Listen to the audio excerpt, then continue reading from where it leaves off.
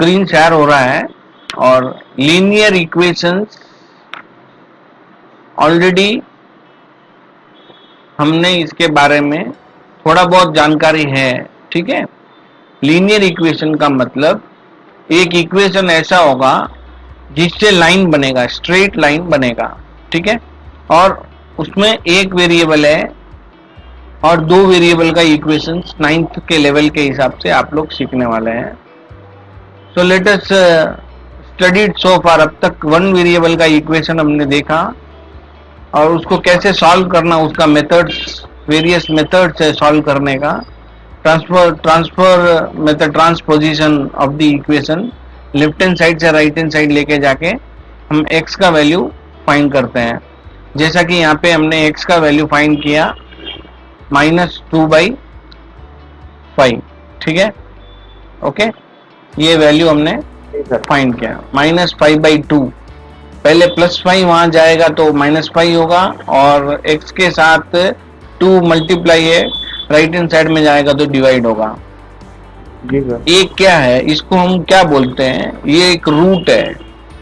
मतलब x का जो वैल्यू फाइंड करते हैं उसको हम बोलते हैं रूट, उसका वैल्यू।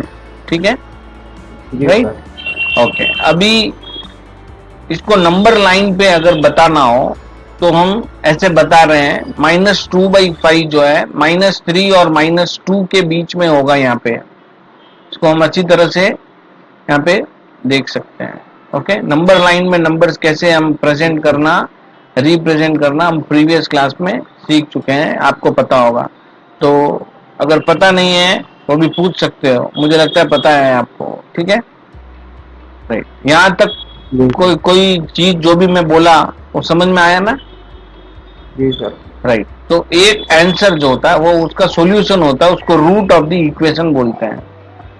सो और हमने पॉलिनोमियल्स में देखा जीरो ऑफ द पॉलिनोमियल, है ना? जीरो ऑफ द पॉलिनोमियल का मतलब और ये जो रूट है उसका मतलब सेम है। ठीक है, while solving an equation you must always keep the following points in mind. The solution of a linear equation is not affected when the same number is added to both the sides of the equation. जब इसमें LHS और RHS होता है, ठीक है, equation के LHS में और RHS में, बोथ साइड का मतलब लेफ्ट हैंड साइड, इक्वालिटी के लेफ्ट हैंड साइड और राइट हैंड साइड में जो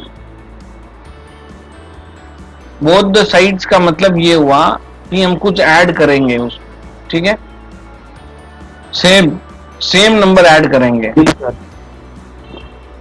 सेम नंबर ऐड करेंगे तो या सेम नंबर माइनस करेंगे तो या सेम नंबर से मल्टीप्लाई करेंगे तो वैल्यू चेंज नहीं होगा, सेम रहेगा। जैसे मान लो x इक्वल टू, ऐसा है हमारे पास x इक्वल टू कुछ वैल्यू हम ले लें, x इक्वल टू 3 ले लें।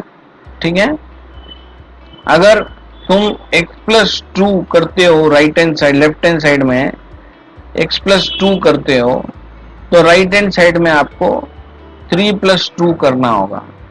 So value remain the same, क्योंकि x+2 इक्वल टू 5 यानी x इक्वल टू 3, तो दोनों साइड तो हम ऐड करते हैं।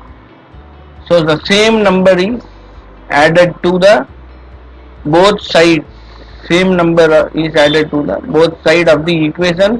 The value will not be affected. Okay, the equation is not affected. Okay, you multiply or divide both the sides of the equation by the same non-zero number. Non-zero का मतलब zero नहीं होना चाहिए।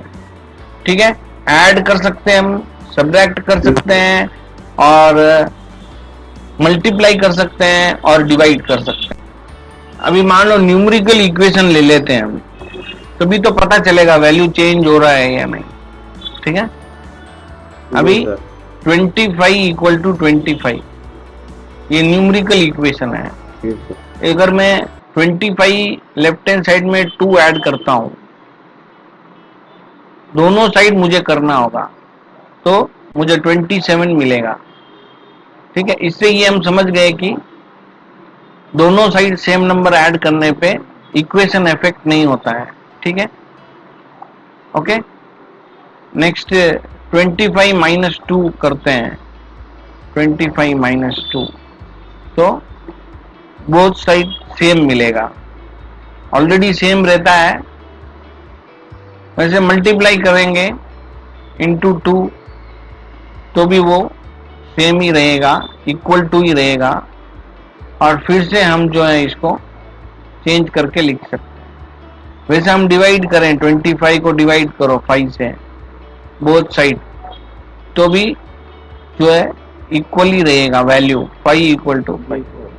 तो ये कहने का मतलब ये इफेक्ट नहीं करता है इसको। ठीक है, समझ रहे हो? Now let us now consider the following situation. एक सिचुएशन के साथ यहाँ पे बताया है, तो उसको आप ध्यान से एक बार पढ़कर समझ सकते हो। ठीक है, ओके। जी सर। दो अननोन क्वांटिटी है यहाँ पे x और y। Let us use x and y to denote them.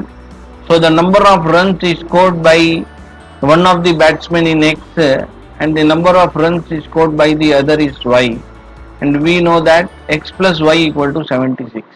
अभी यहाँ पे क्या होगा, this an example of linear equation in two variables.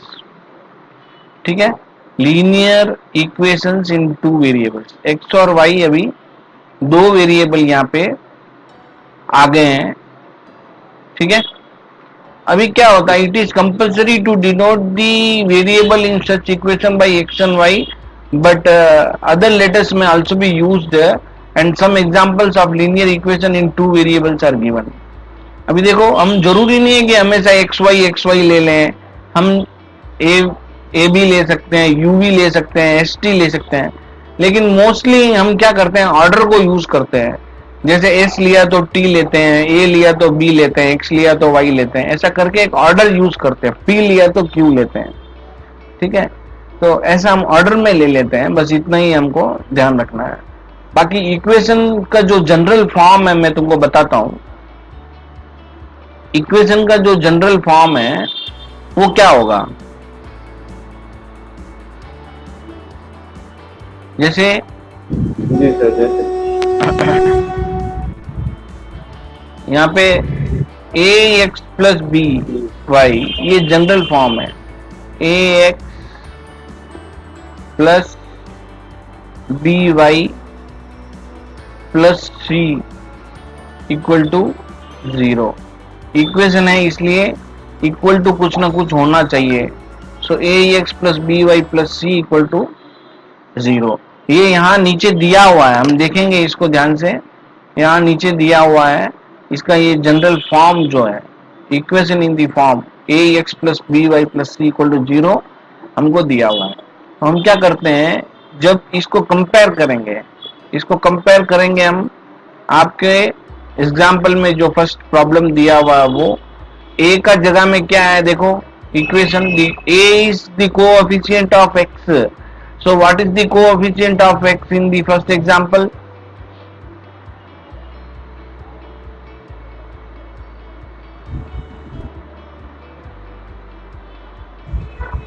Sir मैं समझा नहीं। देखो, अभी मैं आपको बोला कि इसको कंपेयर करना है, इसको और इसको कंपेयर करना है, दोनों को। ax plus B Y plus C equal to 0 और 2x plus 3y equal to 4.37, इसको हम कंपेयर करेंगे तो इधर जो a का वैल्यू है a है, इधर उसमें a का जगह में कौन सा वैल्यू है, 2 है ना। तो हम उसको यूज करते हैं, 2 को यूज कर, a इक्वल टू 2 यहाँ लिखा है, देखो हमने इसको जो है a इक्वल टू 2 यहाँ लिखा है। वैसे ही b क्या होगा, b हो जाएगा सर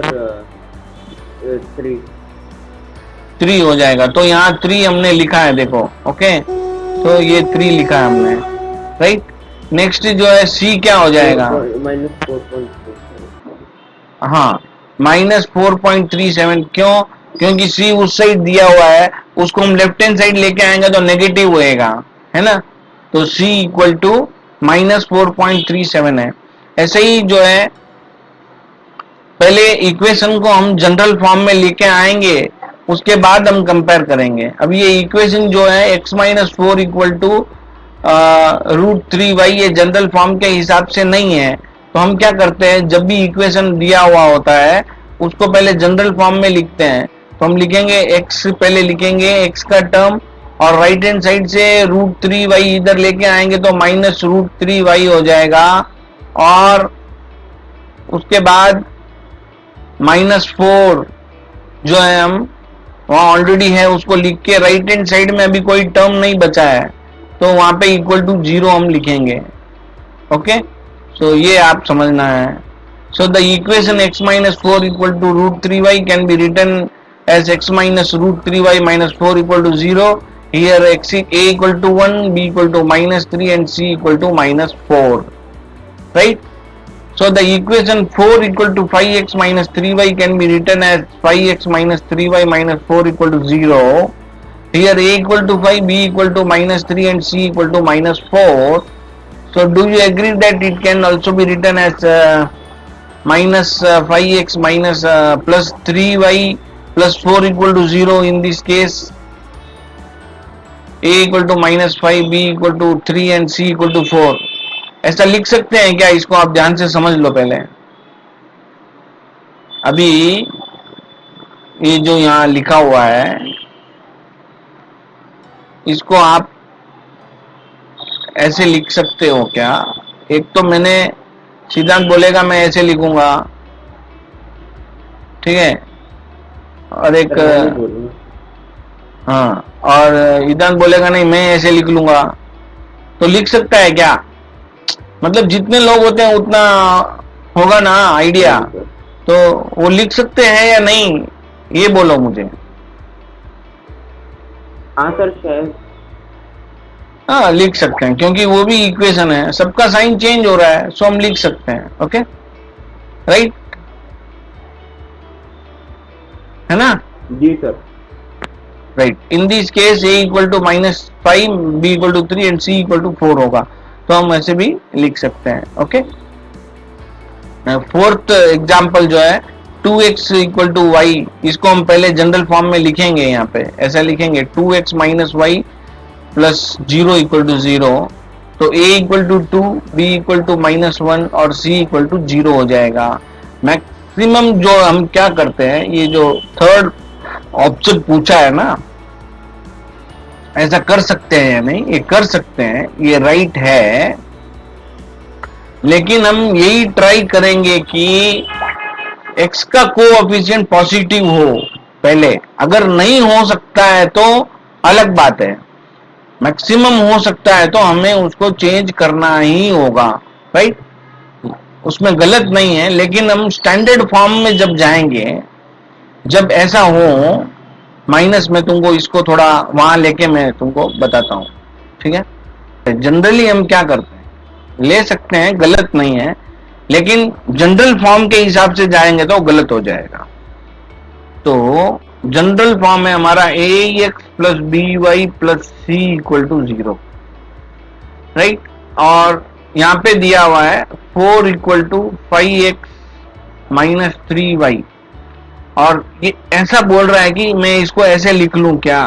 तो क्या गलत है? तो plus 3y plus 4 equal to plus 4 equal to 0, तो प्लस 4 इक्वल टू 0 होगा। लेकिन मेरा डाउट यहाँ पे ये है कि इसको मैं 5x माइनस 3y माइनस ये 4 उधर जाएगा तो -4 होगा और एक साइड में 0 बचेगा। ऐसे लिखूं या ऐसे लिखूं, ये मेरा डाउट है, ठीक है। तो हमें ऐसे ही सेलेक्ट करना होगा क्योंकि ये स्टैंडर्ड फॉर्म है इसका, ठीक है, स्टैंडर्ड फॉर्म प्रेफर यही होगा। तो a equal to 5, b equal to -3, c equal to -4, ठीक है। ज्यादातर बच्चे ऐसा ही लिखेंगे, इसलिए हमें भी यही फॉलो करना है। ये स्टैंडर्ड फॉर्म नहीं है, इसलिए हमें इसको जो है चॉइस में नहीं रखना है, ठीक है। ओके, क्लियर हो गया? जी सर। राइट। तो ये हमने अच्छी तरह से समझ लिया। नहीं अभी एग्जाम्पल 2 हम करेंगे। Write each of the following as an equation in 2 variables. तो इसको हम कैसे करते हैं? ईच ऑफ द फॉलोइंग को हमें इक्वेशन ऑफ 2 वेरिएबल्स में लिखना है। तो कैसे लिखेंगे?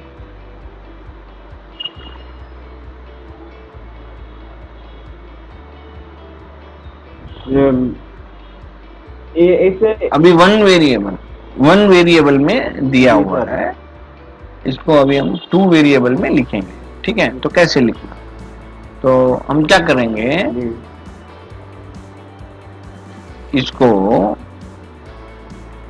x इक्वल टू -5 है, x तो है ही है, प्लस y नहीं है तो 0y लिखना, -5 को इधर से उधर ले आना, +5 हो जाएगा इक्वल टू 0। तो ये इक्वेशन हो गया, राइट। फिर y इक्वल टू 2 है, x का वैल्यू नहीं है यहाँ पे, x का टर्म ही नहीं है, तो 0x लिखना है। 0x प्लस y minus 2 equal to 0, standard form में लेके आना है इसको, समझे आप। फिर 2x इक्वल टू 3 है, तो 2x plus 0y minus 3 equal to 0, ये जनरल फॉर्म है।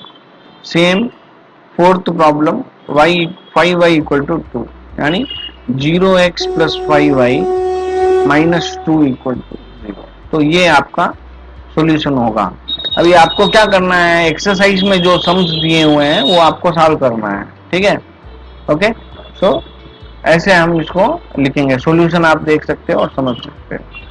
नेक्स्ट जो 4.1 एक्सरसाइज में फर्स्ट प्रॉब्लम है, उसको हम थोड़ा ध्यान से ले लेंगे और उसको हम चेक करेंगे, ठीक है।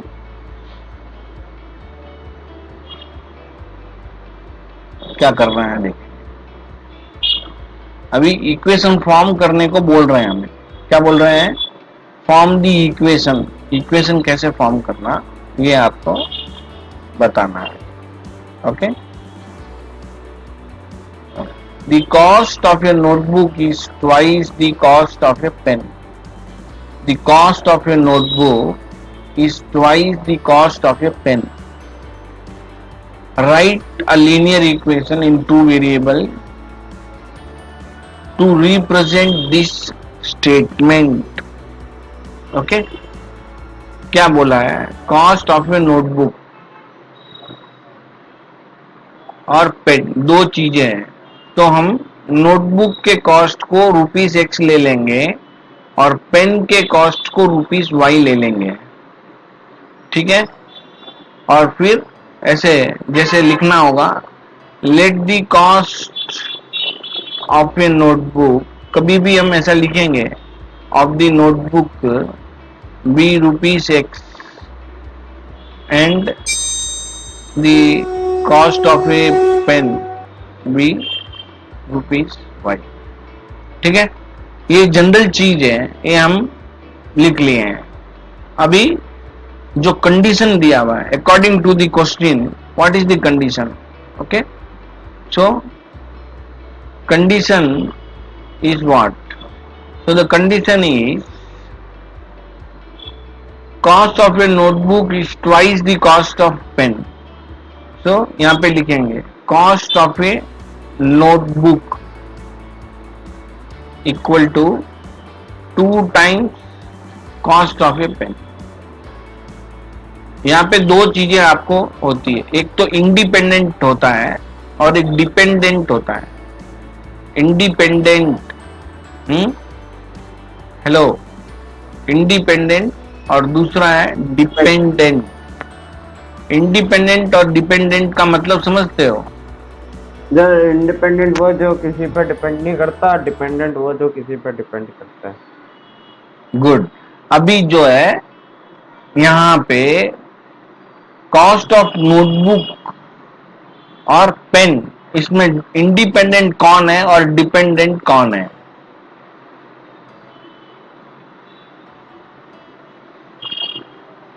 सर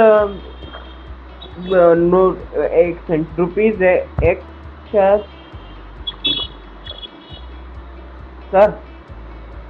बोलो। वो रुपीज एक्स इंडिपेंडेंट नहीं, rupees X and Y independent है सर। एक्स एंड वाई दोनों कैसे इंडिपेंडेंट होगा? हाँ सॉरी सर, क्या? देखो, जी कॉस्ट ऑफ नोटबुक जो है कॉस्ट ऑफ पेन के ऊपर डिपेंड करता है, हाँ समझा? सी यहाँ पे लिखा हुआ ना clear, the cost of notebook is twice the cost of pen. हाँ जी यानी तुझे कॉस्ट ऑफ पेन जब तक मालूम नहीं होगा, जब तक तुझे कॉस्ट ऑफ नोटबुक नहीं पता होगा। जी सर। तो कॉस्ट ऑफ नोटबुक जो डिपेंड है Dependent है। कॉस्ट ऑफ पेन के ऊपर, जी तो पेन जो है इंडिपेंडेंट है, समझा? तो यहाँ पे नोटबुक जो है वो डिपेंडेंट है, ओके, और कॉस्ट ऑफ पेन जो है वो इंडिपेंडेंट है, राइट? समझ गया? जी सर। राइट। अभी मान लो अगर मैंने बोलूं एक पेन का 10 रुपया है, तो नोटबुक का कितना होगा? सर अगर तो नोटबुक का 2y। हाँ, 2y तो मैंने बता दिया ना 10 रुपया पेन का। तो फिर 2y is equal to 2 into 20 rupees. हाँ, तो x इक्वल टू 2y तो आपका इक्वेशन बन गया है, और अगर y इक्वल टू 10 है तो x इक्वल टू 20 होगा, समझे? हाँ, समझ गए ना? जी सर। राइट। तो इंडिपेंडेंट डिपेंडेंट अपना इसमें बहुत पार्ट करता है, इंपॉर्टेंट चीज है वो। जब वर्ड प्रॉब्लम्स होगा, फ्यूचर में क्वेश्चन देंगे और इक्वेशन फॉर्म करके आपको सॉल्व करने का होगा स्टैंडर्ड 10 में, तब आपको इसका जरूरत पड़ेगा। और कुछ कुछ इक्वेशन यहाँ पे भी होंगे, इक्वेशन फॉर्म करते समय डिपेंडेंट और इंडिपेंडेंट के बारे में आपको पता होना चाहिए, ठीक है? एग्जाम्पल 2, सॉरी एक्सरसाइज में प्रॉब्लम, सेकंड प्रॉब्लम है, express the following linear equation in the form. पहले आपको इस फॉर्म में लिखना है। सेकंड एग्जाम्पल हम ऊपर किए हैं उसके जैसा है, पहले इसको इस फॉर्म में लिख लेना, आपको गिवन इक्वेशन को इस फॉर्म में लिख लेना है। लिखने के बाद में ए, बी और सी का वैल्यू फाइंड करके बताना है। एक सम मैं आपको करके बताता हूं, ठीक है? बाकी के सम्स आप लोग करेंगे।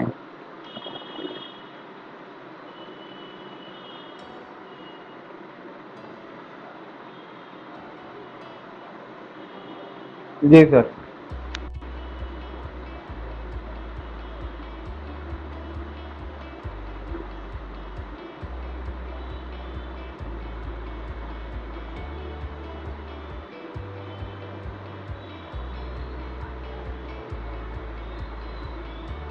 तो पहले जनरल इक्वेशन जो है उसको आप लिखेंगे ax plus B Y plus C equal to 0। इसको पहले लिखेंगे 2x प्लस 3y माइनस 9.35 बार, ऐसा कुछ है उसमें, बार कुछ है उसमें, मैंने वहां पे रेड लाइन कर दिया इसलिए वो दिख नहीं रहा है, ओके। हाँ, वो कुछ भी हो सकता है, रैशनल इरैशनल कुछ भी हो सकता है। तो इक्वल टू 0 मुझे लिखना होगा, ओके। तो अभी मैं कंपेयर करूंगा, ए का जगह में यहाँ पे क्या है उसको लिखूंगा। ए का जगह में यहाँ पे 2 है, बी का जगह पे यहाँ पे 3 है, और सी का जगह में यहाँ पे minus 9.35। So A equal to 2, B equal to 3 and C equal to minus 9.35. So this is how you will write the solution of each and every problem asked in the exercise. Okay, have you understood what I am saying? जी sir. Okay, next is solution of a linear equation. अभी एक linear equation का कितना solution होता है, ध्यान से आप सुनेंगे, बहुत ही इंपॉर्टेंट है ये। Equation in one variable, linear equation in one variable has a unique solution, मतलब ओनली वन आंसर उसका होगा, ओके। यूनिक सॉल्यूशन होगा। आप इसको नोट कर लेना, linear equation in one variable unique solution. Okay, next हम आगे बढ़ेंगे। Let us consider the equation here x equal to 3 and y equal to 2 is a solution because when you substitute x equal to 3 and y equal to 2 you will get 12। देखो एक equation मैंने लिया है, उस equation में 2x plus 3y equal to 12 होगा। ठीक है, अगर मैंने x का वैल्यू यहाँ पे 3 लेता हूं और y का वैल्यू मैं यहाँ पे 2 लेता हूं तो मुझे सब्स्टिट्यूट करके देखने पे इसका आंसर 12 मिलता है। यानी मैं ऐसा बोल सकता हूं कि x equal to 3 and y equal to 2 जो है वो इसका सॉल्यूशन है, ऐसा मैं बोल सकता हूं। ठीक है, ओके, समझ रहे हो? हाँ, तो 3,2 इसका सॉल्यूशन होगा। x को पहले लिखते हैं, y को बाद में लिखते हैं, कोऑर्डिनेट फॉर्म में लिखते हैं। तो x इक्वल टू ऐसा, राइट। सिमिलरली मैं, एक लड़का बोलता है नहीं नहीं मुझे तो 3,2 से आंसर आया, दूसरा लड़का बोलेगा मैंने 0 और 4 लेके देखा तब भी मुझे 12 आया। ठीक है, हो सकता है ना ऐसा? जी सर। और एक लड़का बोलेगा मैंने 6,0 लिया तो भी मुझे 12 आया। तो कौन सा सही है? 3,2 सही है या 0,4 सही है या 6,0 सही है? कौन सा सही है? तो बहुत सारा हमें ऐसा डाउट आ जाएगा।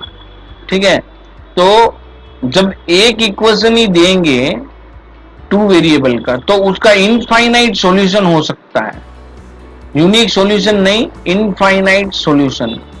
Okay, 1,4 is not a solution क्योंकि 12 नहीं मिलेगा। 0,4 इज ए सॉल्यूशन क्योंकि 12 मिलेगा। ठीक है, but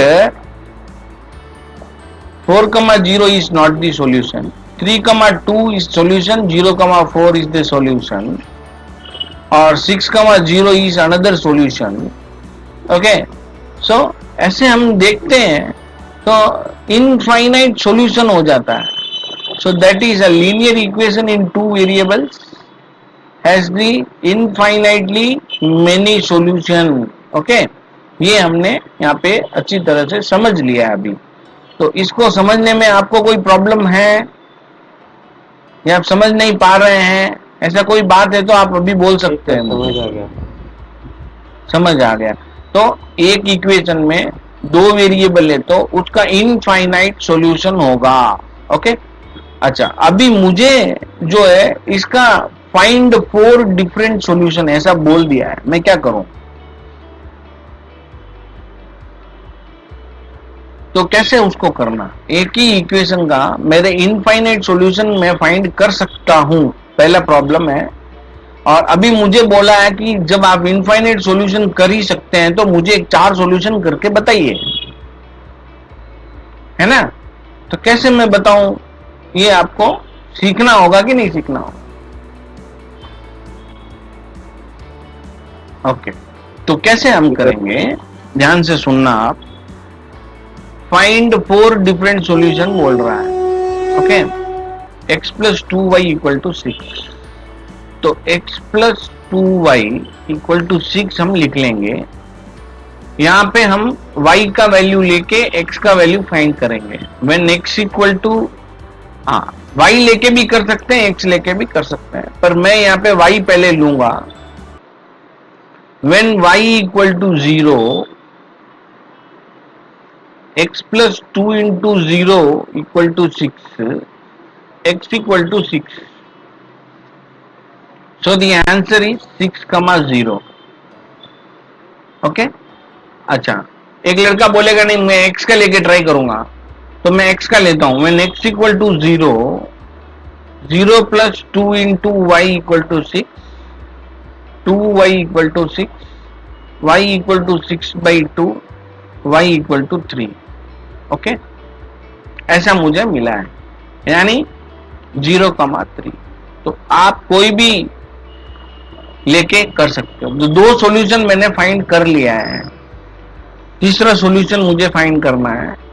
when y equal to 1, x plus 2 into 1 equal to 6, x equal to 6 minus 2, x equal to 4। Okay, so the solution is 4, 1। Right, समझ में आ रहा है? ओके, नेक्स्ट मुझे व्हेन y इक्वल टू -1 ऐसा ले रहा हूं, तो x plus 2 into -1 equal to 6, x minus 2 equal to 6, x equal to 6 plus 2, x equal to 8। सो जब मैं 8 ले लेता हूँ, y इक्वल टू 1 ले लेता हूँ, तो x इक्वल टू 8 मिलेगा। सो द सॉल्यूशन इज 8, -1। ऐसा मुझे आंसर आया है। ठीक है, समझ रहे हो आप? तो एग्जाम्पल में क्या किया है, देखो, अलग अलग 4 सॉल्यूशन लिया है और अलग अलग फाइंड किया है। ठीक है, तो इसमें जो आंसर है और हमारा जो आंसर है वो अलग है। लेकिन अगर हमने देखो उधर क्या लिया है, एक तो यहाँ पे x0 लिया तो y3 मिला, 6 लिया तो 0 मिला, और 1 लिया तो 4 मिला। ये भी हमने भी किया है। ठीक है, ये देखो 0,3, 6,0, 0,3 और 4,1 हमारा भी है ना। लेकिन एक सॉल्यूशन हमारा मैच नहीं हो रहा क्योंकि हमने वो नहीं लिया है, हमने और कुछ लिया है और बुक में और कुछ है। तो ऐसा चलेगा क्या? नहीं सर, नहीं चलेगा। चलेगा भाई, इनफाइनाइट सॉल्यूशन है ना। ओ हाँ सर, सॉरी। हमको कोई भी 4 सॉल्यूशन चाहिए, तो कोई भी 4 हो सकता है। ठीक है, वो भी सही है और ये भी सही है। ओके, समझ गए? जी सर। Okay, right. अच्छा, अभी जो है find the 2 solution for each of the following equation ऐसा बोला है। तो अभी तुम लोग कर सकते हो ना। एग्जाम्पल 4, फाइंड 2 सॉल्यूशन बोला है, हमने 4 सॉल्यूशन करके दिखाया आपको।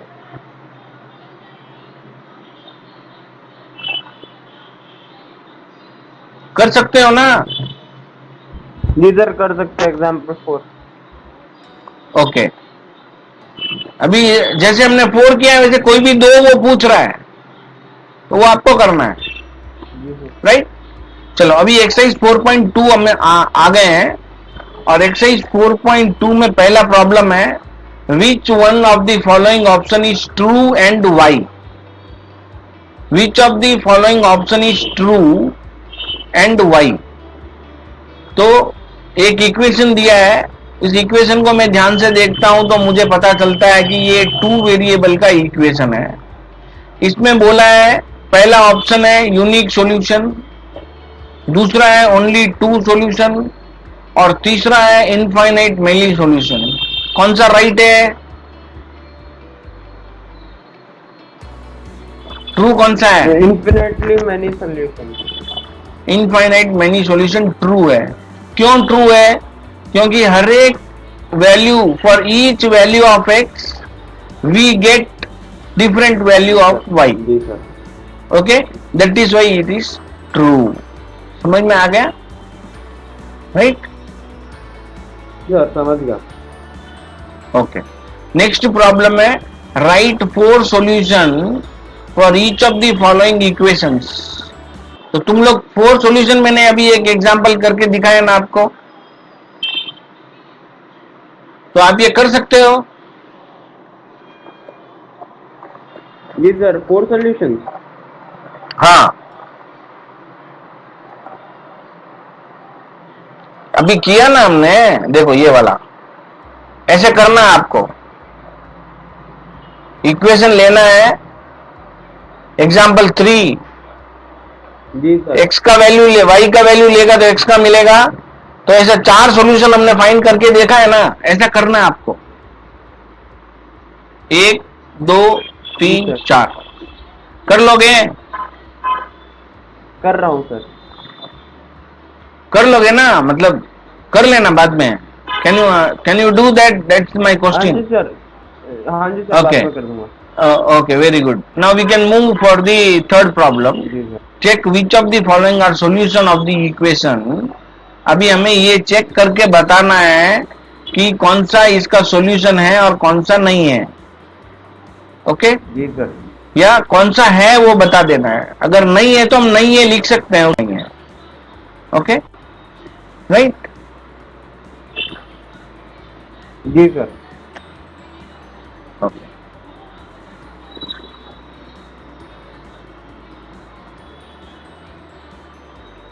कैसे करना मैं ये बता देता हूं. आप लोग इसको आराम से कर सकते हो, कोई प्रॉब्लम नहीं है. Check which of the following are solution of the equation x minus 2y. जो इक्वेशन हमें दिया हुआ है उसको हम नोट कर लेते हैं. x minus 2y equal to 4 और 0,2 इसका सॉल्यूशन है या नहीं है. तो पहले हम लिखेंगे x minus 2y equal to 4. तो हम इसके दो मेथड है. देखो पहले तो हम इसको जनरल फॉर्म में लिख सकते हैं इक्वल टू 0. तो अभी मैं LHS में इस वैल्यू को डालूं 0,2. 0,2 का मतलब है मुझे x 0 लेना है और y 2 लेना है. x कमा y है ये. तो x की जगह में 0 और y की जगह में 2 लेने से और सिंप्लीफाई करने से मुझे अगर 0 मिल जाता है तो वो इसका सॉल्यूशन है, नहीं तो नहीं है. तो मैं LHS लूंगा, x की जगह में 0 लिखूंगा और y की जगह में 2 लिखूंगा और कांस्टेंट को ऐसे लिखूंगा. ठीक है. उसके बाद 0 है -4 लेने पे मुझे 0 नहीं मिल रहा है. नॉट इक्वल टू 0 नहीं, मतलब -8 मिल रहा है which is not equal to 0. Therefore 0,2 is not a solution, is not a solution of x minus 2y equal to 4. Okay एक मेथड ये है. दूसरा मेथड में मैं क्या करता हूँ, जनरल फॉर्म में नहीं लिखता हूँ इसको, मैं ऐसे कर लेता हूँ, उसको जैसे दिया हुआ वैसे ही लिख लेता हूँ. x minus 2y equal to 4 ऐसे ही रखता हूँ. ठीक है. और at 0,2 LHS equal to x minus 2y is 0, 0 minus 2 into 2 is 0 minus 4 is minus 4 which is not equal to 4, not equal to 4. So LHS is not equal to RHS. Okay. So therefore this is not the solution. Okay. Right. ऐसा भी बोल सकते हैं. जी sir. समझ रहे हैं. यहाँ पे भी ऐसे लिख लेना था मुझे, LHS is not equal to RHS. यहाँ पे हम लिख सकते हैं not equal to RHS या लास्ट में LHS is not equal to RHS. तो उसके बाद हम कंक्लूजन देंगे सॉल्यूशन है या नहीं है. ठीक है. LHS is not equal to RHS. Okay ये हमें कर लेना है. ओके तो ऐसे ही जो है बाकी के सम्स आप ट्राई कर सकते हैं. ऐसे सम्स जो और नेक्स्ट 2,0 तो 2,0 मैं इसमें लेके देखता हूँ. 2,0 से इसका सॉल्यूशन आता है क्या देखता हूँ. सो x माइनस 2y LHS 2,0 यानी 2x की जगह में और 0y की जगह में.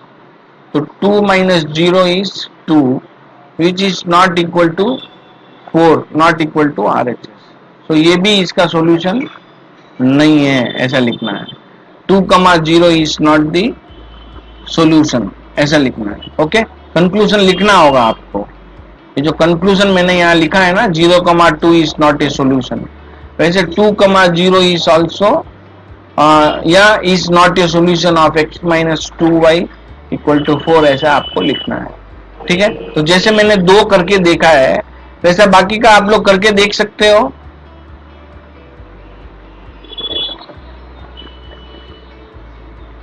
थर्ड वाला जो है मुझे लगता है सॉल्यूशन आ जाएगा. ठीक है. राइट. बाकी के 3 आप लोग करके देख सकते हो या इधर करना है, या तुम लोग करके मुझे बोल रहे हो?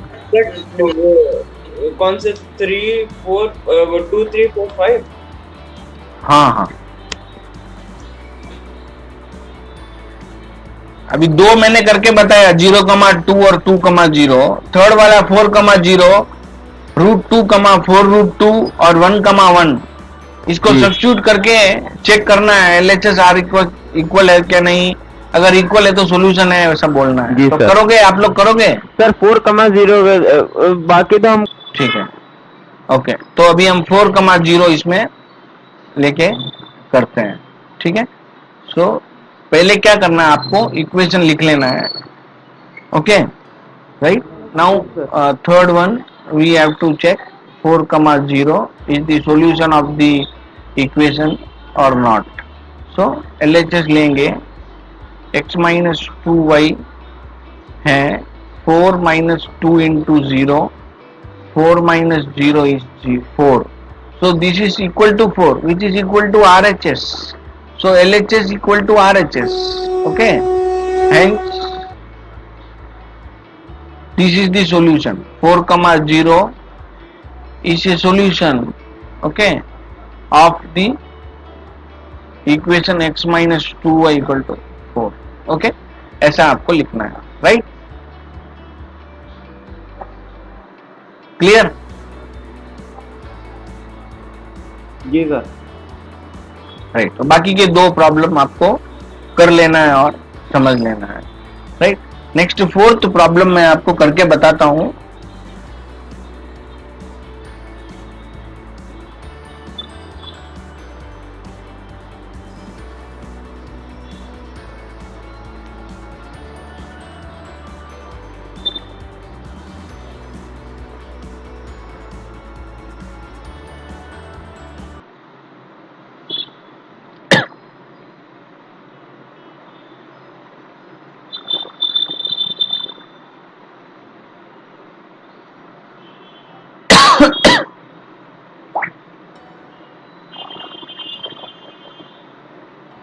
राइट, हम ऐसे कर लेते हैं, ध्यान से सुनो। फाइंड द वैल्यू ऑफ के का वैल्यू फाइंड करना है। अगर x इक्वल टू 2 है और y इक्वल टू 1 है, इसकी सॉल्यूशन बोला है, इसका सॉल्यूशन है ये, ठीक है। तो k का वैल्यू क्या होगा? सो